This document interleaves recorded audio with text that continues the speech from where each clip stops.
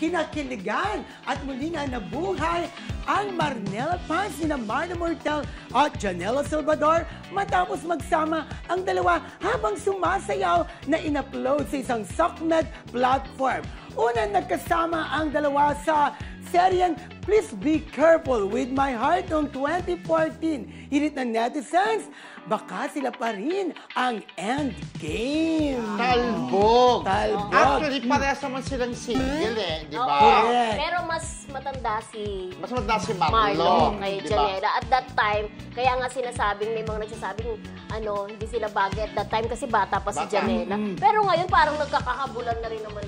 Kasi di ba, parang pagka nagkakaedad ka na, nag-iba yung mukha mo, hindi na mukhang bata. Pero dyan, ibig sabihin yung kanilang friendship na nawala dati, di ba? Dahil nag-asawa, nagkaanak, di ba? Hindi sa anak, bago yan kasi, bago kay Marcus Patterson, ay naging sila muna ni Elmo Magalona.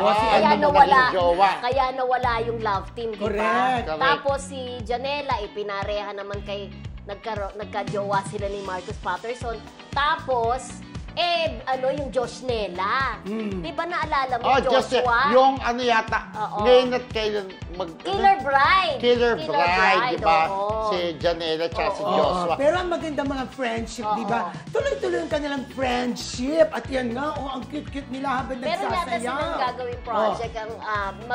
Meron silang collaboration na isang duet na alam naman din natin. Para silang singer. Pareho silang singer. Si Marlo ay galing din sa isang singing contest, di ba? Correct. At si Janela, alam naman natin, ang lahi niya talaga, ang kanyang nanay, no? Singer diba? din. Singer pero din. Pero di ba si Janela, siya yung sa unang yung pop-pop dati. Himig handog P-pop. Sumali siya doon. Kita, pwede. Yung ba yun? Hindi. Pwede. Hindi pwede yan. Yun.